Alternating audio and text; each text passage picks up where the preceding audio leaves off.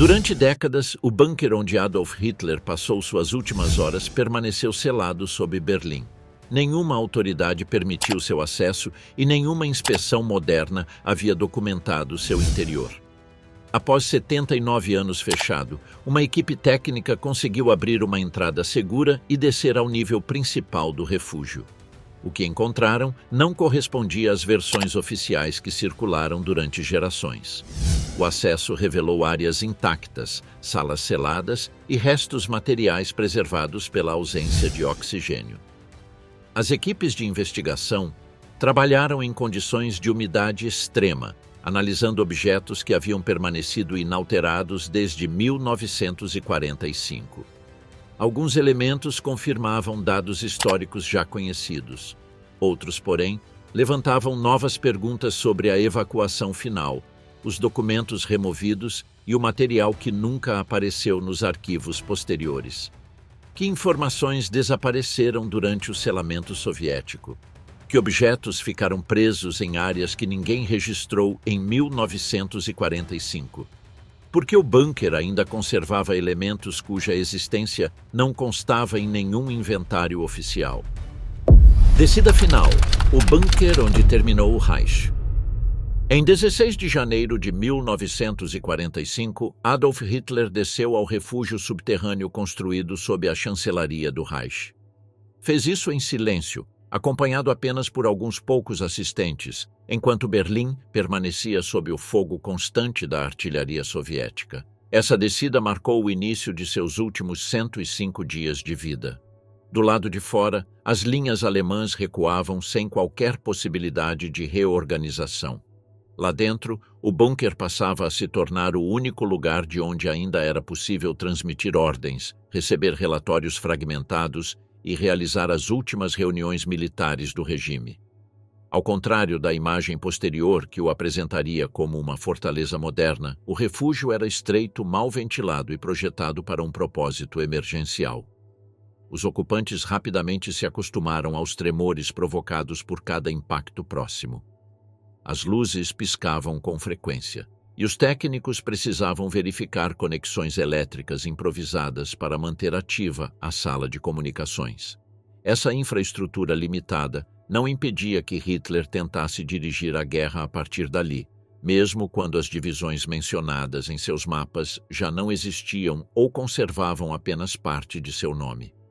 Durante os primeiros dias, ele subiu ocasionalmente à chancelaria para supervisionar relatórios, mas as saídas tornaram-se perigosas.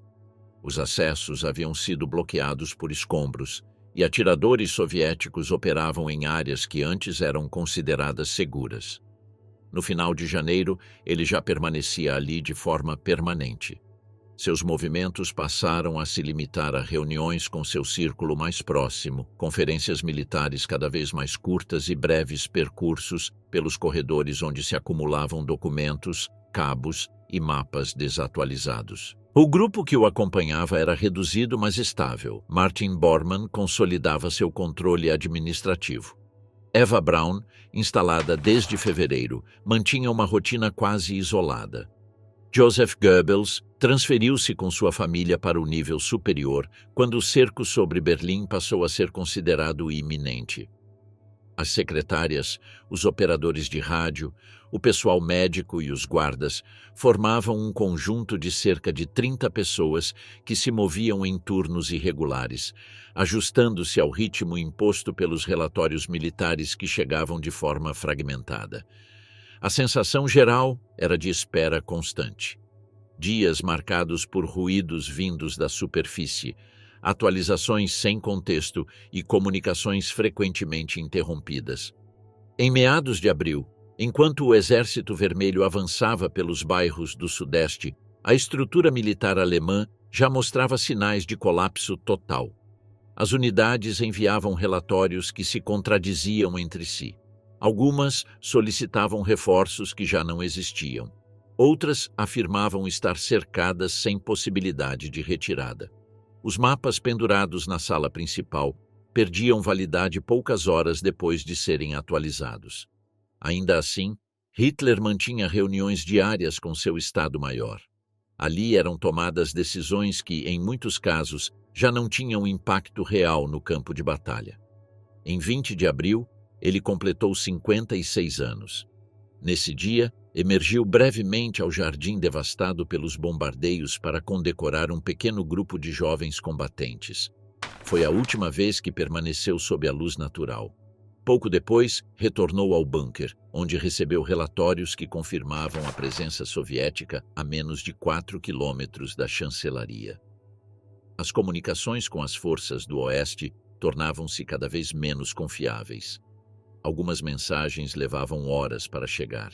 Outras simplesmente desapareciam sem explicação, um fenômeno comum nos últimos dias do cerco. Na noite de 28 de abril, chegou a notícia que acelerou o colapso interno do bunker. Heinrich Himmler havia tentado estabelecer contato com os aliados ocidentais com a intenção de negociar uma rendição parcial. O anúncio foi recebido como uma ruptura direta com a cadeia de comando e Hermann Fegelein, seu representante em Berlim, foi executado após um procedimento rápido que deixou apenas um registro mínimo. A documentação relacionada a esse processo se conserva de forma fragmentária, o que gerou discussões posteriores sobre os detalhes exatos da operação. De qualquer forma, a perda de coesão dentro da hierarquia tornou-se evidente. Nesse mesmo dia, as imagens da execução de Benito Mussolini no norte da Itália chegaram ao bunker por meio de relatórios de imprensa. O destino do líder italiano reforçou a determinação de Hitler de evitar qualquer possibilidade de captura. A queda da Itália havia demonstrado como as alianças do eixo se desmoronavam paralelamente aos seus frontes militares. Na madrugada de 29 de abril, Hitler contraiu casamento civil com Eva Braun em uma cerimônia simples realizada em uma das salas internas. Em seguida, ditou seu testamento político e sua última vontade, designando Karl Dönitz como chefe de Estado. Os documentos foram redigidos rapidamente pela secretária Traudl Junge e assinados na presença de Bormann, Goebbels e outros oficiais. A redação final apresenta mudanças mínimas em relação a versões anteriores, o que indica que parte do conteúdo havia sido preparada com antecedência. Em 30 de abril, os relatórios soviéticos confirmavam que as tropas do 79º Corpo de Fuzileiros já se encontravam em ruas adjacentes à chancelaria. O fogo de artilharia caía sobre a área em intervalos de poucos minutos. No início da tarde, Hitler explicou ao seu círculo mais próximo como deveria proceder-se com seu corpo após sua morte. Entregou cápsulas de cianeto àqueles que permaneceriam no refúgio e realizou uma última reunião com sua equipe médica. Pouco depois, retirou-se com Eva Braun para um dos aposentos privados. Um disparo foi ouvido por volta das 15h30. Seguindo instruções prévias, vários assistentes envolveram os corpos e os transportaram até o jardim externo. Ali, foram regados com combustível e incendiados em uma cratera criada pelos bombardeios. A combustão foi parcial devido às condições do ambiente e à proximidade das explosões. Horas depois, o fogo havia diminuído e os restos misturavam-se aos escombros acumulados na área. Em 1º e 2 de maio, a resistência alemã em Berlim terminou de se desintegrar. Joseph e Magda Goebbels mataram seus 6 filhos e deixaram o bunker, onde foram encontrados sem vida pouco depois, também parcialmente queimados. Nesse mesmo dia, unidades soviéticas do 3º Corpo de Assalto entraram na chancelaria. Grupos de sapadores inspecionaram a área antes de permitir o acesso da contra-inteligência militar, que começou a recuperar documentos e restos humanos. Entre eles, peças dentárias que, segundo relatórios soviéticos, foram identificadas com a ajuda de pessoal sanitário alemão capturado. A documentação exata desse processo permaneceu classificada durante anos, o que gerou debates posteriores sobre os primeiros passos da operação. Os acessos ao bunker foram selados imediatamente. A maior parte do material recuperado foi transferida para Moscou para análise. O que havia sido o centro de comando do regime nazista ficou abandonado sob toneladas de escombros enquanto as autoridades soviéticas controlavam completamente o local.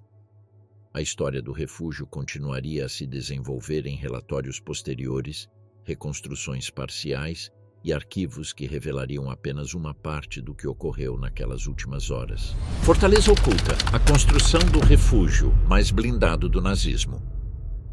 O Führerbunker, conhecido posteriormente como o cenário final do regime nazista, teve uma origem menos dramática. Sua construção começou como uma medida preventiva, transformou-se em um projeto estratégico e acabou simbolizando o isolamento crescente da liderança do Reich. As primeiras ordens foram emitidas em 1936, quando Berlim ainda não havia sofrido bombardeios e a Alemanha se encontrava em plena ascensão militar. Ainda assim, Hitler insistia em dispor de um refúgio pessoal capaz de resistir a qualquer ataque. A ideia não respondia apenas a critérios arquitetônicos, refletia a percepção de ameaça que o regime considerava inevitável em um futuro conflito de grande escala. Nesse ano foi construído o Vorbunker, um refúgio inicial localizado sob a antiga chancelaria na Wilhelmstrasse. Seu projeto, embora simples, já demonstrava a preferência de Hitler por estruturas reforçadas e acessos controlados. Contava com um corredor central e várias salas laterais destinadas a servir como área segura durante alarmes aéreos. A obra, executada pela empresa Rothtief, foi concluída rapidamente e integrada de forma discreta ao complexo governamental. Durante os primeiros anos não adquiriu importância estratégica. Berlim permanecia fora do alcance do inimigo, e o regime celebrava um período de expansão que parecia afastar a guerra do coração do Reich. O panorama mudou de forma decisiva em 1943. As campanhas de bombardeio estratégico da RAF e das Forças Aéreas do Exército dos Estados Unidos colocaram Berlim entre seus alvos prioritários. A intensidade dos ataques, somada ao volume crescente de explosivos utilizados pelos bombardeiros aliados, impulsionou a decisão de ampliar o sistema de refúgios sob a chancelaria. Desta vez, Hitler exigiu um complexo mais profundo, reforçado e capaz de manter a continuidade do comando mesmo durante um ataque direto. Albert Speer, então ministro de Armamentos, recebeu instruções precisas para acelerar a obra e garantir que os reforços fossem suficientes para suportar os projéteis mais pesados da época. A construção do novo Führerbunker começou ainda naquele ano. A escavação alcançou mais de 8 metros abaixo do nível do jardim da chancelaria, permitindo que o nível inferior ficasse sob grande parte das instalações circundantes. O objetivo era simples: criar um espaço que permanecesse operacional mesmo se a superfície fosse destruída. A obra avançou sob condições extremas. Os bombardeios noturnos obrigavam a reparações constantes e o reforço de estruturas já construídas. Diversos documentos indicam que a mão de obra incluiu tanto trabalhadores especializados quanto grupos de prisioneiros trazidos de campos próximos. As condições de trabalho eram duras, e a prioridade absoluta era concluir o projeto antes que os ataques atingissem seu ponto máximo. Hitler supervisionou pessoalmente o progresso em várias ocasiões. Exigia que as paredes e tetos fossem mais espessos que os padrões militares da época e que a estrutura resistisse a impactos diretos sem comprometer os acessos nem as áreas de comunicações.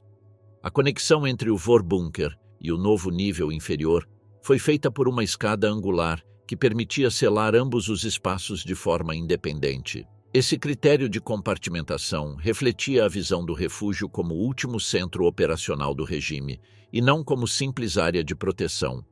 O projeto final priorizou a segurança em detrimento do conforto. O nível inferior abrigava os cômodos destinados ao uso direto de Hitler: um quarto, um escritório, uma sala de conferências e um espaço de passagem usado como área para reuniões informais. Na parede principal do escritório foi instalado um retrato de Frederico II da Prússia, presença simbólica para Hitler mesmo nos últimos meses da guerra. Os móveis eram básicos e a iluminação dependia de geradores internos.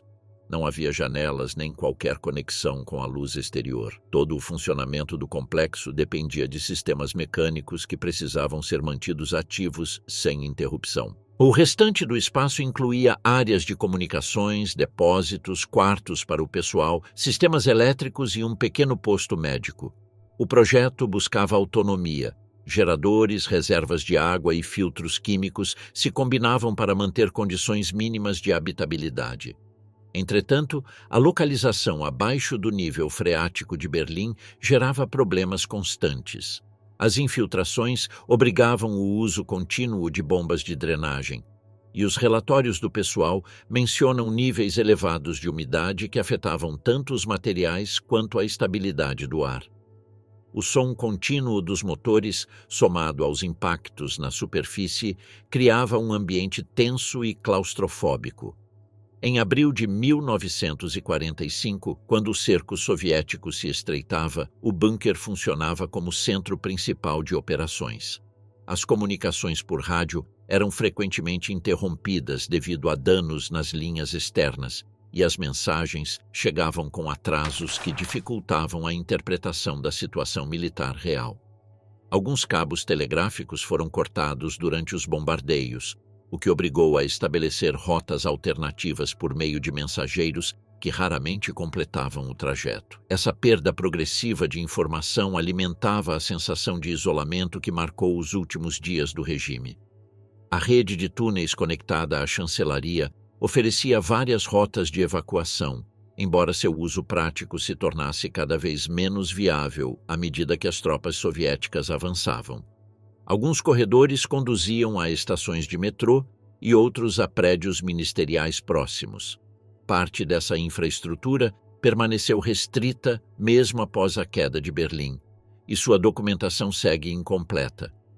Isso gerou, ao longo de décadas, debates sobre quantos acessos continuavam operacionais nos últimos dias e quanto conhecimento exato cada grupo de ocupantes tinha sobre essas saídas. O singular do Führerbunker não foi apenas seu projeto, mas também seu destino. Sobreviveu intacto aos bombardeios aliados e resistiu aos explosivos utilizados por equipes soviéticas em 1947, quando as autoridades da Alemanha Oriental tentaram demolir partes do complexo nos anos 50.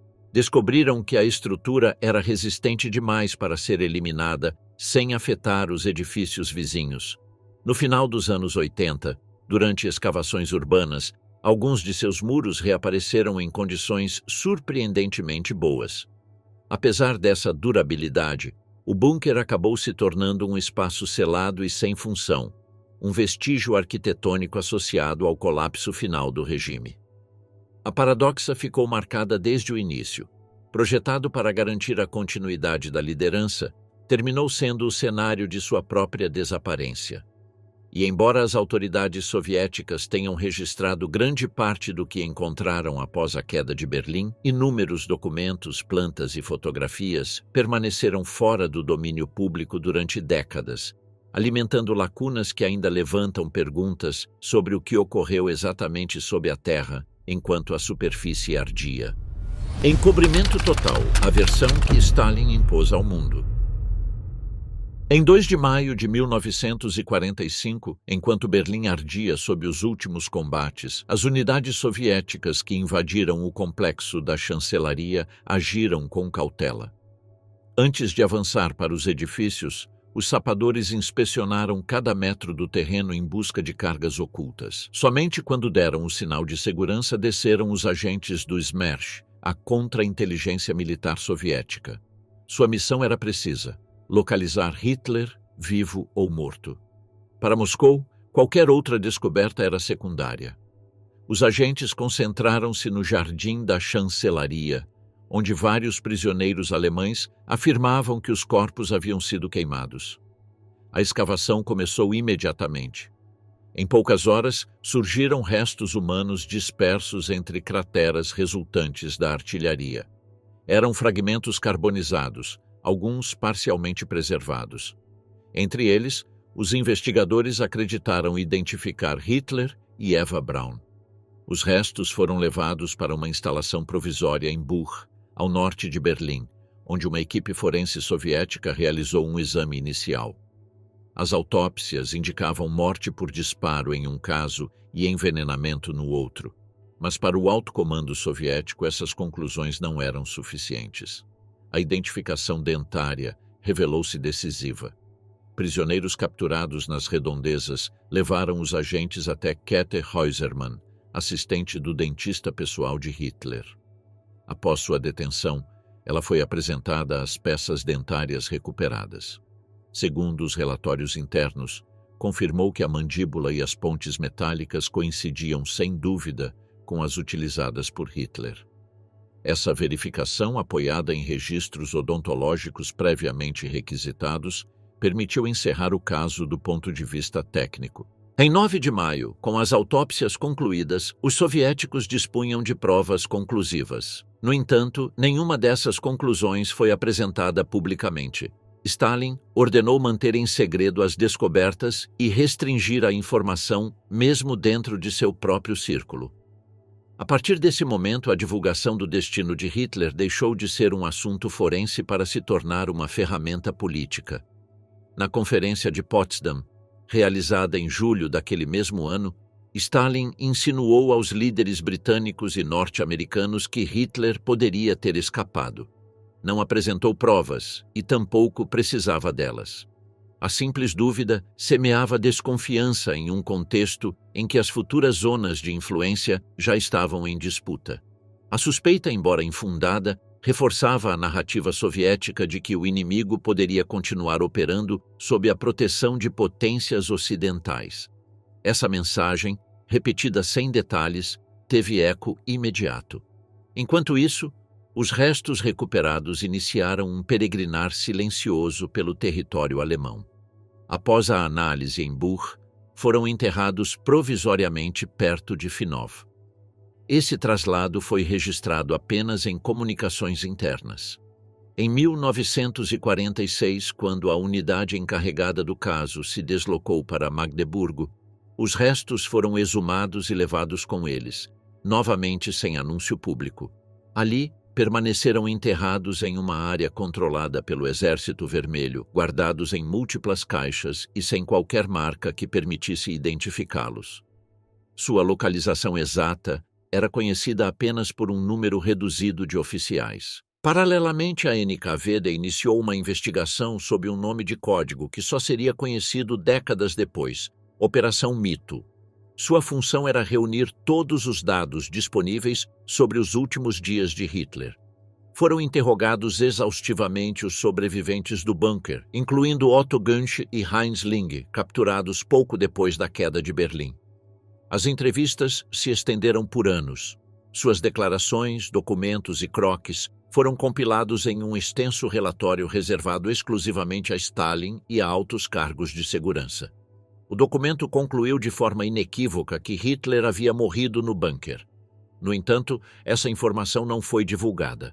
Em seu lugar, a linha oficial sustentada pelos representantes soviéticos afirmava que nenhum corpo havia sido encontrado que pudesse ser identificado com certeza como o de Hitler. Essa declaração teve efeitos imediatos. Em poucas semanas, surgiram supostos avistamentos em diferentes partes do mundo. Cada boato gerava relatórios, e cada relatório prolongava a incerteza. Autoridades norte-americanas chegaram a investigar algumas dessas denúncias, embora nenhuma tenha fornecido indícios verificados. A política de ocultamento também afetou aqueles que participaram da identificação forense. Käthe Häusermann foi novamente presa e enviada à prisão. Seu trabalho, essencial para a verificação dentária, tornou-se ironicamente a causa de sua reclusão. Passou anos em condições severas antes de ser libertada. Seu caso ilustra a rigidez com que a informação relacionada à morte do ditador alemão era manejada. Enquanto se consolidava o silêncio em torno dos restos, começou a ser executado um apagamento físico do cenário onde os fatos haviam ocorrido. Em 1947, foram colocados explosivos na estrutura da chancelaria para tentar destruir o bunker. As detonações danificaram seriamente os níveis superiores, mas o núcleo inferior permaneceu de pé. Suas paredes de concreto armado resistiram à pressão de forma inesperada, obrigando a reconsiderar a estratégia. Como a demolição total poderia comprometer edifícios adjacentes, as autoridades soviéticas optaram por selar os acessos. Entradas foram bloqueadas com concreto, escombros despejados nos corredores e áreas cobertas com terra fizeram parte do processo. Com a criação da República Democrática Alemã em 1949, a zona passou à administração da Alemanha Oriental, mas a política de encobrimento não mudou. Novas demolições foram realizadas no final da década de 1950, com resultados similares. O nível superior sofreu danos graves, enquanto a parte inferior permaneceu praticamente intacta. Durante as décadas de 1960 e 1970, a urbanização da área acabou por ocultá-lo sob edifícios residenciais e novas ruas. Nenhum sinal marcava o local. Até os mapas oficiais omitiram referências exatas. A justificativa pública alegava razões de segurança e prevenção de atividades extremistas. Os restos humanos transferidos para Magdeburgo permaneceram lá até 1970. Quando as instalações estavam prestes a ser cedidas às autoridades da Alemanha Oriental, a direção da KGB ordenou uma operação final. Os restos foram exumados, cremados e suas cinzas dispersas em um rio próximo. Apenas alguns fragmentos foram preservados, guardados em arquivos classificados durante décadas. Esse ato encerrou o percurso físico dos restos e consolidou o apagamento que havia começado em 1945. Com o tempo, parte dessa informação emergiu gradualmente por meio de publicações autorizadas, como as de Lev Bezimensky, na década de 1960. No entanto, os dados completos só se tornaram disponíveis após a queda da União Soviética. Durante décadas, o destino de Hitler permaneceu difuso para a opinião pública, não por falta de provas, mas por uma combinação de decisões políticas, controle de acesso e omissões deliberadas. Até bem avançados os anos 1980, milhares de pessoas caminharam pela superfície sem saber que, sob camadas de terra e escombros, ainda permaneciam algumas salas do bunker seladas em silêncio. Esse silêncio, construído desde 1945, marcou a história dos últimos dias do Reich tanto quanto os fatos ocorridos em seu interior. Sob Berlim, o ressurgimento do bunker proibido. Durante quase meio século, o local onde Adolf Hitler passou seus últimos dias existiu apenas como uma ideia difusa. Em Berlim, falava-se do bunker como se fosse uma sombra enterrada. Todos sabiam que deveria estar ali, mas ninguém sabia com precisão onde terminava a ficção, onde começava a estrutura real e quanto permanecia sob a terra. Com o tempo, a ausência de informação produziu um efeito curioso. Quanto mais desaparecia fisicamente o bunker, maior era sua presença no imaginário coletivo. No entanto, o passado não permaneceria oculto para sempre. O fim da Guerra Fria mudou as regras, e com ele, mudou também a relação da Alemanha com esse fragmento enterrado de sua história. Em 1988, uma descoberta fortuita quebrou décadas de silêncio. Operários da Alemanha Oriental, ao escavar fundações para novos edifícios, encontraram seções de concreto cuja espessura não correspondia a nenhuma construção contemporânea. Quando os técnicos examinaram mais de perto a estrutura, confirmaram que não se tratava de um porão comum. Haviam encontrado partes do antigo Vorbunker, uma seção do complexo associado ao Führerbunker. As autoridades permitiram o acesso a um pequeno grupo de fotógrafos. As imagens publicadas mostravam salas parcialmente desmoronadas, inundações e restos de estruturas reconhecíveis, apesar da deterioração. O surpreendente não era o que se via, mas o que sugeria. Se esse nível ainda existia, então o nível principal, mais profundo, poderia permanecer intacto. Após essa breve abertura, chegaram novas ordens. As autoridades da Alemanha Oriental, preocupadas com a possível utilização simbólica do local, decidiram eliminar tudo o que fosse acessível. Os trabalhos de demolição danificaram várias seções superiores, mas a parte central do bunker resistiu. Como não era possível destruí-la sem afetar edifícios próximos, optou-se por enterrá-la mais uma vez sob toneladas de terra e escombros. Da superfície, nada indicava sua presença, pois sob aquele terreno plano permaneciam trechos do refúgio onde terminou o regime nazista. Com a reunificação alemã, o debate sobre o destino do bunker retornou. Em 1995, o Parlamento Regional de Berlim discutiu se deveria ser preservado como documento histórico ou mantido fechado para evitar interpretações perigosas. A discussão se concentrou em um ponto-chave. Abrir um local assim contribui para a memória ou a distorce? Finalmente, decidiu-se mantê-lo inacessível. Durante anos, a única referência pública foi uma pequena placa instalada em 2006, discreta, quase escondida, acompanhada por um esquema técnico do complexo. Milhares de visitantes passaram pelo local sem encontrar nada que observassem, mas a pergunta persistia. O que ainda existia sob aquele ponto aparentemente trivial do mapa? A resposta começou a surgir com o avanço da tecnologia. A partir de 2010, equipes de georradar e tomografia sísmica permitiram examinar subterrâneos urbanos sem a necessidade de escavação direta. Nesse contexto, várias instituições alemãs estudaram a área do antigo bunker. Os resultados foram inesperados. Amplas seções do complexo permaneciam em seu lugar. Os sinais revelavam salas intactas, corredores contínuos e áreas seladas que não haviam sido perturbadas desde meados de 1945. A ideia de que o bunker havia desaparecido mostrou-se incorreta. Ele permaneceu ali, isolado, protegido pela própria espessura de suas paredes. A descoberta atraiu interesse internacional. Acadêmicos e especialistas em arqueologia de conflitos solicitaram acesso restrito, argumentando que o local poderia fornecer dados ainda não recuperados sobre os últimos dias do regime, especialmente porque a documentação soviética apresentava lacunas significativas.